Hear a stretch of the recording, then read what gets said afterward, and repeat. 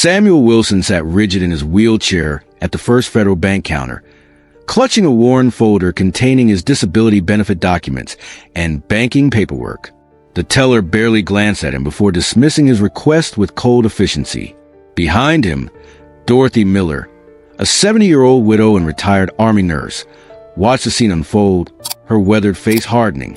She had worn that same expression of quiet dignity decades ago when fighting for her own husband's military benefits after he died in Vietnam. That same frustration, that same respect denied. Something stirred in her soldier's heart. As she gripped her cane and moved forward, the elderly veteran had no idea that defending a fellow soldier would set in motion events that would bring a 4-star general through those very doors. Hit like and comment where you're watching from if you respect our veterans. Your support helps us share more stories of courage and dignity. Now let's begin. Dorothy Miller had only been out of uniform for 30 years, but her soul still carried the weight of every soldier she had ever treated. Now a 70-year-old widow living in a modest Virginia town, she maintained a simple life.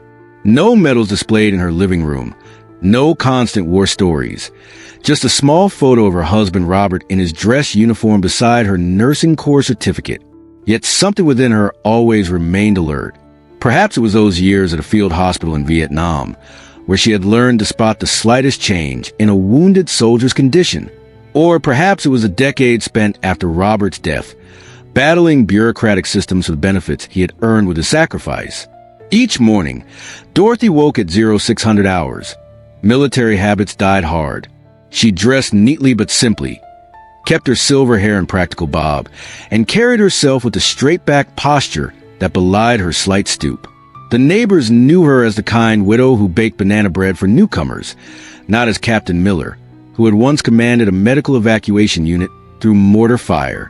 That morning, Dorothy only meant to deposit her modest pension check. The line at First Federal Bank moved sluggishly, the fluorescent lights harsh against the beige walls.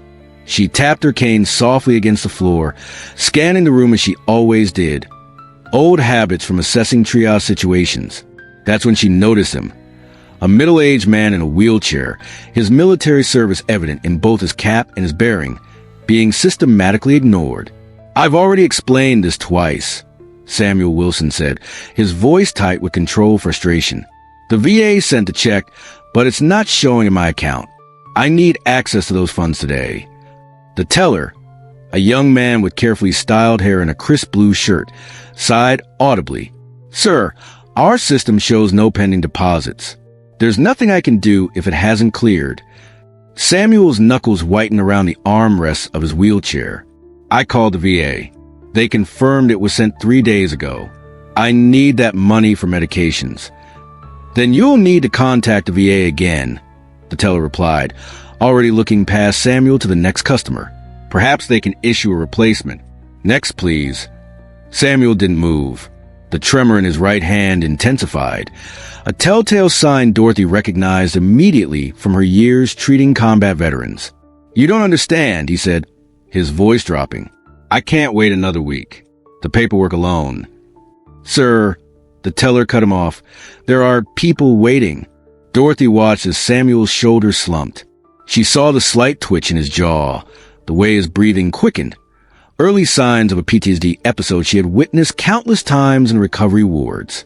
The bank manager, noticing the holdup, approached with a practiced smile that didn't reach his eyes. "Is there a problem here?" "This gentleman is being difficult," the teller explained. "He's insisting on accessing funds that aren't in the system." The manager gave Samuel a cursory glance. "Sir, perhaps you could come back when your check clears. We can't magic money into your account." A few customers chuckled. Dorothy saw the flash of humiliation cross Samuel's face, the same expression she'd seen on Robert's face decades ago when they questioned his disability claim. Something inside her, dormant for years, suddenly awakened. "Excuse me," Dorothy said, stepping forward with a steadiness that belied her years. Her voice, though soft, carried the unmistakable tone of someone used to being obeyed in crisis situations. "I couldn't help overhearing." The manager turned, visibly annoyed at this new interruption. His eyes flickered over her gray hair, her modest clothes, the cane in her right hand. Ma'am, this doesn't concern you. Please wait your turn. Dorothy smiled thinly. I believe it does concern me. It concerns anyone who understands what that cap on this gentleman's head represents. She moved beside Samuel's wheelchair, standing straighter now. This man served our country. That VA check isn't charity. It's compensation earned through sacrifice. The teller rolled his eyes. Ma'am, with all due respect, bank policy doesn't. I wore the uniform for 27 years, Dorothy interrupted, her voice gaining strength. My husband died wearing it. So I know a thing or two about respect, young man, and what I'm seeing here isn't it. Several customers were watching now. An older gentleman in line nodded in agreement. Ma'am, the manager said, lowering his voice, you're creating a disturbance. I'll have to ask you to step aside or leave the building. Dorothy didn't budge. Instead, she reached into her purse and pulled out a worn military ID card. Captain Dorothy Miller, U.S. Army Nurse Corps, retired. I served in 3 combat zones and ran a field hospital that saved hundreds of lives. She placed a hand gently on Samuel's shoulder. This man and I both serve this country. The least you can do is serve us with basic dignity.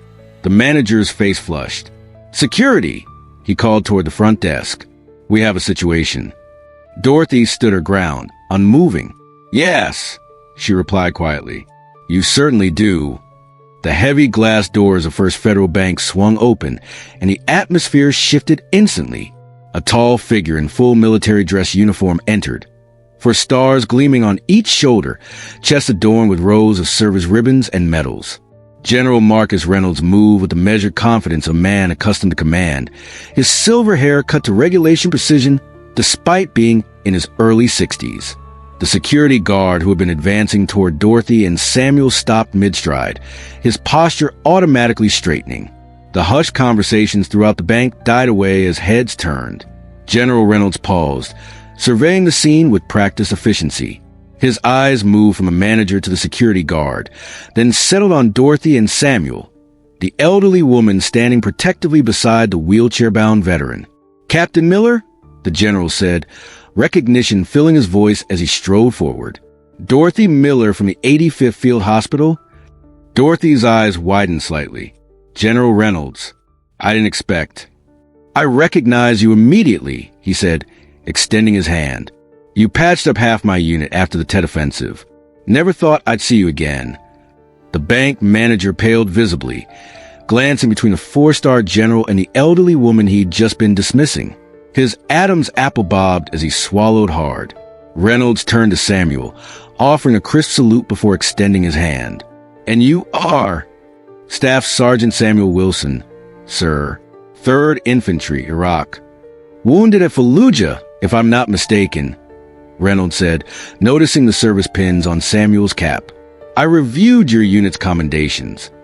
Samuel straightened in his wheelchair, his earlier anxiety replaced by military bearing. Yes, sir. The general's expression hardened as he turned to the bank manager. Would someone care to explain why 2 American veterans are being treated this way in your establishment? The manager stepped forward, his confident demeanor evaporated. There seems to be a misunderstanding about whether those who serve this country deserve basic respect. Reynolds interrupted, his voice calm but carrying an unmistakable steel. That's not a misunderstanding. That's a failure of character and leadership. The quiet that followed was absolute. Every eye in the bank was fixed on them. The elderly nurse, the disabled sergeant, and the 4-star general standing united against a suddenly very small-looking bank manager. I want to understand exactly what's happening here, General Reynolds said, his tone making it clear this wasn't a request. The bank manager cleared his throat. Sir, we have procedures that must be followed for all customers. The system shows no. I didn't ask about your system, Reynolds interrupted. I asked about what happened when an American veteran came to you with a problem. Dorothy spoke up, her voice steady. Sergeant Wilson's disability payment from the VA isn't showing in his account, though it was processed 3 days ago. He needs access to those funds for medication, but instead of assistance, he received dismissal. The general nodded, then turned his attention to a young woman behind the counter who had been watching the scene unfold. You, what's your name? Jennifer Davis, sir. Ms. Davis, if you were faced with a veteran who needed access to funds that should have arrived but hadn't, what options might be available to assist them while the issue is resolved? Jennifer straightened her posture instinctively.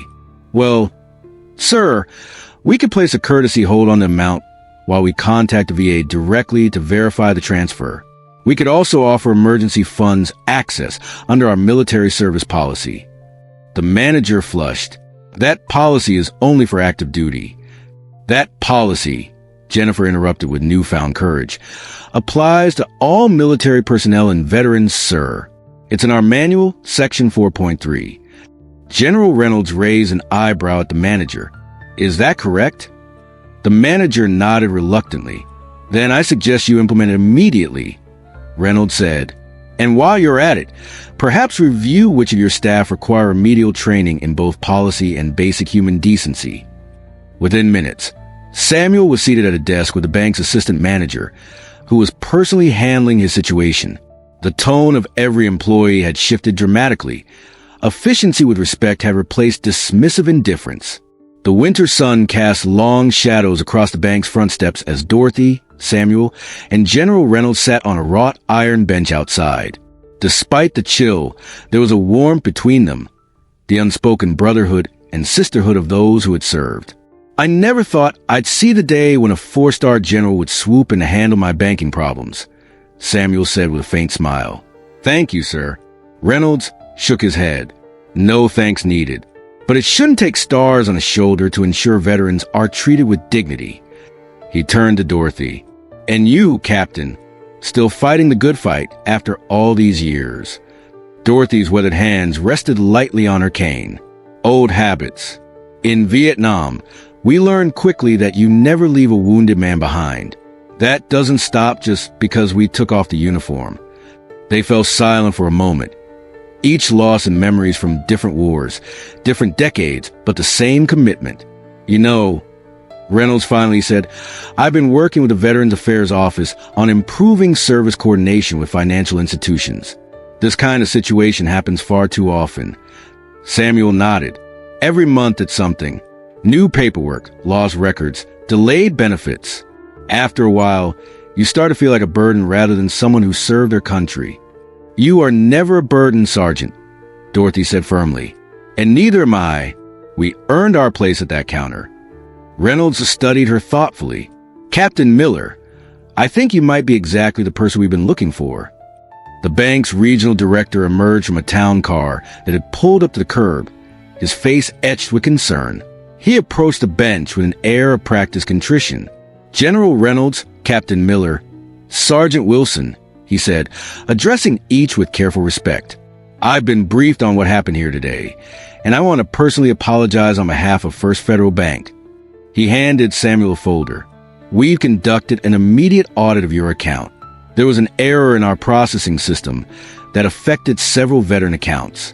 Not only have we corrected it, but we've identified a 3-year pattern of similar delays affecting military benefits. Dorothy raised an eyebrow. 3 years. Yes, ma'am, the director admitted. It appears our system was flagging VA deposits for extended holds, completely against our stated policy. He looked genuinely disturbed. We're issuing automatic refunds of all fees incurred during these holds, plus interest. Samuel opened the folder, his eyes widening slightly at the figures. The director turned to Dorothy and General Reynolds. We'd like to invite you both to help us redesign our Veteran Services program. Clearly, we need guidance from those who truly understand what's at stake.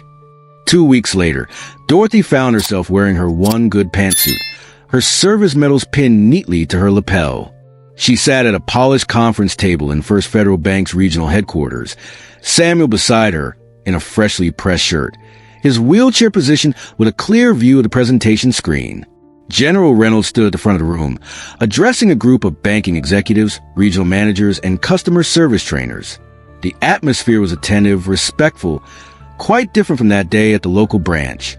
Financial security is part of the promise we make to those who serve, Reynolds was saying. When that promise is broken, even through neglect rather than malice, we fail our veterans. Dorothy watched the faces around her. Some looked uncomfortable, others engaged. A few were taking extensive notes. Captain Miller and Sergeant Wilson have agreed to share their perspectives, Reynolds continued, gesturing toward them, not because they needed another task in their lives, but because they understand that changing systems often requires those who've been hurt by them to show the way forward. As Dorothy rose to speak, she felt a familiar sense of purpose, one she hadn't experienced since removing her uniform decades ago. This was a different kind of service, but service nonetheless. The transformation at First Federal Bank happened faster than anyone anticipated. Within a month, employees across all branches were undergoing new training programs developed with input from Dorothy, Samuel, and a committee of veterans from different eras. Dedicated service representatives with military background knowledge were assigned to each location. A direct hotline to VA benefit specialists was established. Physical accommodations for disabled veterans were improved, from wider spaces between counters to priority seating areas. Dorothy reviewed the new training manual with satisfaction. It included guidelines for recognizing signs of PTSD and anxiety, techniques for respectful communication, and most importantly, clear procedures for resolving benefit-related issues. We're implementing a veteran service guarantee, the regional director explained during their monthly review meeting. No veteran will wait more than 15 minutes for service, and all benefit-related concerns will have resolution pathways started within 1 business day. Samuel, now employed as the bank's Veteran Affairs Coordinator, nodded approvingly, and the Emergency Funds Access Program expanded to all honorably discharged veterans, the director confirmed. Board approved it yesterday. Dorothy smiled quietly. The changes weren't perfect, but they were substantial and spreading. 3 other banks in the region had already reached out for guidance on implementing similar programs. 3 months later, Dorothy stood at a podium in the community center, surrounded by veterans of all ages. Her voice, though softer than in her commanding days, carried clearly through the room. "I was raised to believe that service doesn't end when the uniform comes off," she began. "So when I saw Sergeant Wilson being dismissed that day, it wasn't just about one man's benefit check. It was about remembering that behind every service number is a person who offered their life for this country." The audience nodded in understanding. Samuel sat in the front row, now employed and thriving in his new role. Beside him was Jennifer Davis, the bank teller who had spoken up that day, now heading the Veteran Services Training Program. Representatives from 7 different financial institutions filled the back rows, notebooks open, listening intently. What had started at one bank branch was spreading across the state. "The changes we've witnessed aren't about special treatment," Dorothy continued. "They're about appropriate treatment, about recognizing that veterans face unique challenges that require informed, respectful solutions." General Reynolds stepped forward to join her at the podium. Since implementing the new protocols, VA benefit processing times have decreased by 40% across participating banks. Emergency assistance requests have been fulfilled at a rate of 98%. And perhaps most importantly, veteran satisfaction ratings have increased from 62% to 91%. The room broke into applause, not thunderous celebration, but a sincere appreciation of people who had long fought to be seen and heard. As the event concluded, Samuel wheeled over to where Dorothy stood quietly by the window, watching the sunset paint the sky in shades of orange and purple. "You know what today reminds me of?" he asked, coming to rest beside her. "What's that, Sergeant?" "My grandfather. He fought in Korea. Used to tell me that the measure of a country isn't how it treats its highest citizens, but how it remembers its most sacrificing ones." Samuel smiled.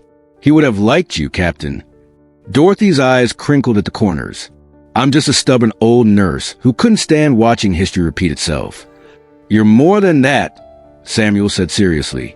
"You reminded everyone in that bank, and now all these other institutions, that veterans aren't just account numbers or policy exemptions. We're people with continuing needs and dignity." Dorothy placed her hand briefly on his shoulder. Different wars, same battle. As they watched the gathered crowd, bankers talking with veterans, VA representatives exchanging cards with financial advisors, volunteers signing up for the new escort service for disabled vets, Dorothy felt something settle in her heart. Not completion, but continuation. the work would go on with or without her, because enough people now remember that it mattered.